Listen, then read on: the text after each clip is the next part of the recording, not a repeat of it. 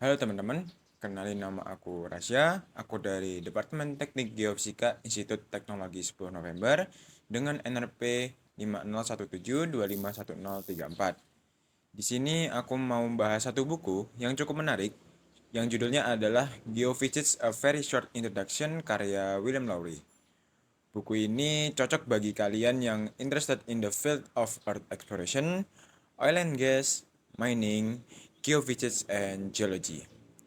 Buku ini merupakan bagian dari seri Very Short Introduction yang diterbitkan oleh Oxford University dengan tujuan memberikan pemahaman dasar tentang geofisika dengan cara yang sederhana dan mudah dipahami.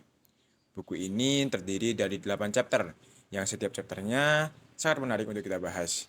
Jadi, tanpa berlama-lama, ayo kita bahas. Chapter pertama yang berjudul What is Geophysics? Kita dikenalkan dulu apa itu geofisika. Secara sederhana, geofisika adalah cara kita membaca bumi tanpa harus melihat langsung. Menggunakan metode-metode fisika untuk melihat physical properties of the earth dan proses yang terjadi di dalamnya. Geofisika mencakup berbagai bidang penelitian, mulai dari perubahan permukaan yang dapat diamati dari teknologi yang modern seperti satelit, hingga perilaku yang tidak terlihat di bagian dalam bumi. Hal penting yang ditekankan di sini adalah penelitian geofisika dilakukan dalam kondisi alam yang tidak bisa dikontrol. Berbeda dengan eksperimen di laboratorium, penelitian geofisika terkadang kita harus turun ke lapangan, terkadang kita harus ke gunung, terkadang kita harus ke laut, dan terkadang kita harus berada di depan layar laptop. Geofisika itu unik karena mempelajari bumi yang terdiri dari beberapa proses. Ada proses yang cepat seperti gempa yang terjadi dalam hitungan detik, tapi juga ada proses yang lambat seperti pergerakan benua yang berlangsung hingga jutaan tahun. Cara kita tahu hal-hal tersebut tentunya kita menggunakan metode-metode geofisika, mulai dari seismik, medan potensial, geolistrik, hingga elektromagnetik. Jadi, geofisika itu menuntut kombinasi antara logika ilmiah, teknologi, dan interpretasi data. Selanjutnya pada chapter kedua, yang berjudul Planet Earth. Chapter ini membawa kita melihat bumi dari perspektif fisika dan kosmik, di mana segala sesuatu yang ada di tata surya tidak lepas dari hukum fisika. Di sini juga dibahas hukum-hukum fisika dasar seperti konservasi energi dan konservasi momentum sudut yang mengatur gerak planet. Bumi sendiri dijelaskan sebagai bagian dari tata surya yang terbentuk sekitar 4,5 miliar tahun yang lalu dari awan gas dan debu kosmik. Teori ini kita kenal dengan teori Big Bang. Melalui proses tumbukan dan penggabungan partikel, terbentuklah planet-planet termasuk bumi. Bumi kemudian mengalami diferensiasi, artinya material berat seperti nikel dan ferum tenggelam ke pusat membentuk inti, sedangkan material ringan seperti silika membentuk mantel dan kerak. Menariknya, dijelaskan juga tentang orbit bumi yang mengelilingi matahari, berbentuk elips, dan kemiringan sumbu bumi yang berpengaruh pada musim di bumi. Selain itu, terdapat fakta yang menarik, yaitu bumi tidak benar-benar bulat sempurna. Karena rotasi, bentuknya sedikit pepat di kutub. Jadi, untuk memahami geofisika, kita harus melihat bumi bukan sebagai benda statis, tapi sebagai benda dari sistem alam semesta yang dinamis. Pada chapter 3 yang berjudul Seismology and Earth Internal Structure, di chapter ini kita masuk ke topik yang sangat khas dengan geofisika, yaitu seismologi. Karena kita tidak bisa menembus bagian dalam bumi secara langsung, ilmuwan menggunakan gelombang gempa sebagai alat investigasi alami. Ada dua jenis gelombang utama, yaitu body wave dan surface wave. Body wave terdiri dari gelombang primer dan gelombang sekunder, sedangkan surface wave terdiri dari gelombang Love dan gelombang Rayleigh.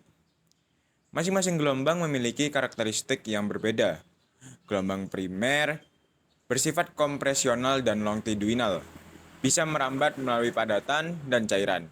Sedangkan gelombang sekunder yang bersifat geser atau transversal hanya bisa merambat melalui padatan. Pada gelombang permukaan atau surface wave, gelombang Love menggerakkan tanah secara horizontal, sedangkan gelombang Rayleigh bergerak secara elips. Dengan menganalisis waktu tempuh gelombang gempa, kita bisa mengetahui lapisan bumi dan ketebalan bumi. menggunakan metode eksplorasi geofisika seismik. Pada metode eksplorasi geofisika seismik terdiri dari dua jenis, yaitu ada refraksi dan refleksi, di mana refraksi artinya gelombang itu membias ketika bertemu dengan lapisan baru atau lapisan yang berbeda. Sedangkan refleksi, gelombang itu memantul ketika bertemu lapisan baru atau lapisan yang berbeda. Dari data-data tersebut, kita bisa tahu bahwa bumi terdiri dari beberapa lapisan, seperti litosfer, astenosfer, lapisan Mohorovic, upper mantle, lower mantle, outer core, hingga inner core. Mungkin kalian bertanya, bagaimana cara mengukurnya? Jadi, gelombang yang berada di lapisan itu ditangkap oleh suatu receiver yang bernama geofone, lalu diukur menggunakan alat bernama seismometer. Seismometer modern bahkan bisa mendeteksi getaran yang sangat kecil, yang bisa disebut dengan noise. Dan jaringan global membantu pemantauan gempa secara real time. Jadi, gempa tidak hanya bencana, tapi juga sinyal informasi dari dalam bumi. Selanjutnya pada chapter keempat yang berjudul Seismicity The Restless Earth.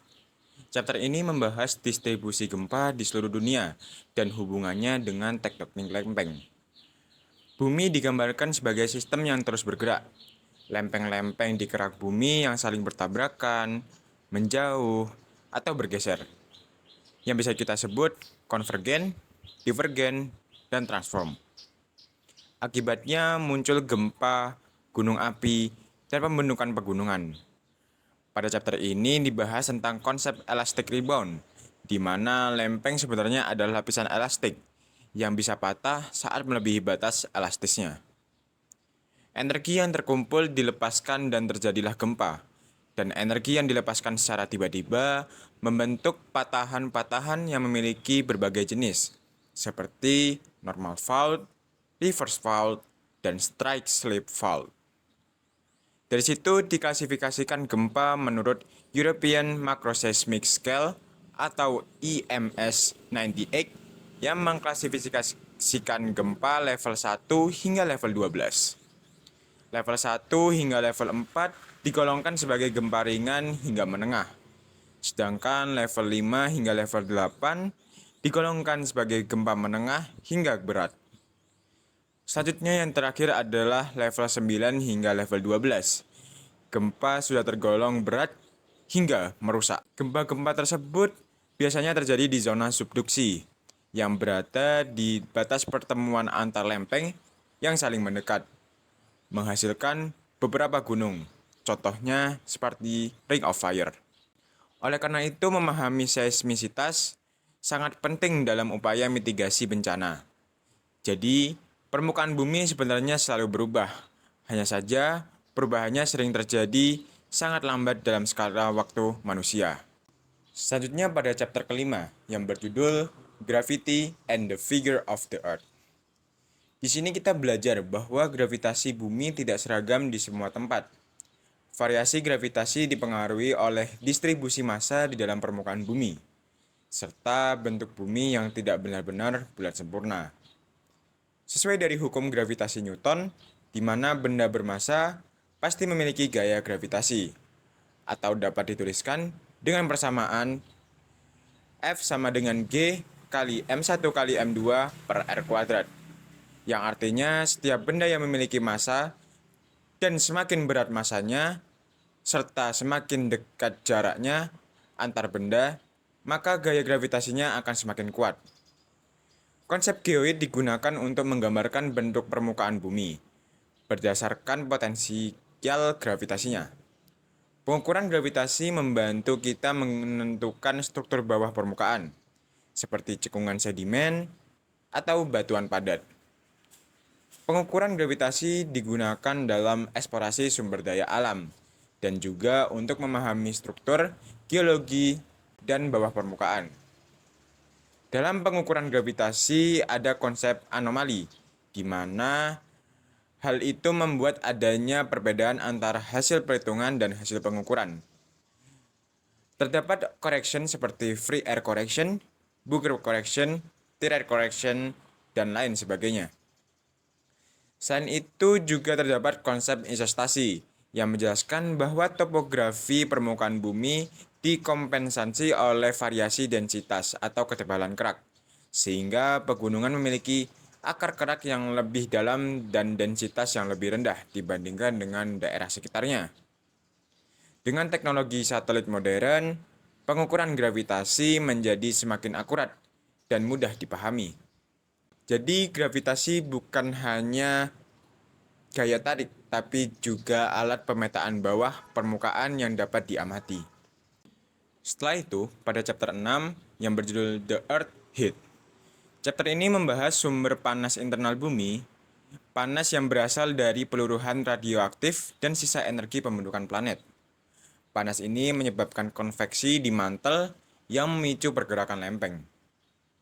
Konsep ini dikenal dengan konsep gradien geotermal, di mana gradien geotermal adalah rata-rata peningkatan suhu di kerak bumi sekitar 25 derajat hingga 30 derajat Celcius setiap 1 km kedalaman. Aliran panas di permukaan tidak sama di semua tempat. Wilayah samudra, terutama di punggung tengah samudra atau mid-ocean ridge, memiliki aliran panas lebih tinggi dibandingkan dengan benua, karena di sana terjadi pembentukan kerak baru. Litosfer samudra yang awalnya panas dan tipis akan mendingin menjadi lebih rapat dan menebal. Selain itu, panas dari dalam bumi juga menyebabkan terbentuknya magma yang memicu aktivitas vulkanik dan pembentukan kerak baru. Distribusi aliran panas di permukaan bumi juga membantu kita dalam memahami aktivitas geologi seperti vulkanisme dan pembentukan kerak baru. Oleh karena itu, energi panas internal bumi adalah mesin utama dalam dinamika bumi.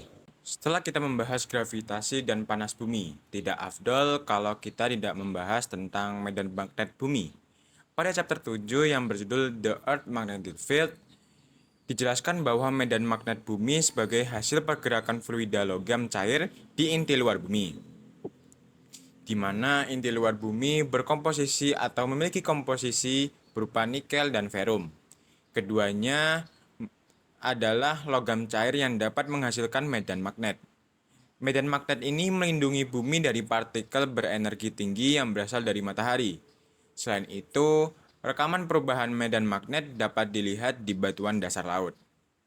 Batuan ini digunakan untuk mempelajari pergerakan benua di masa lalu.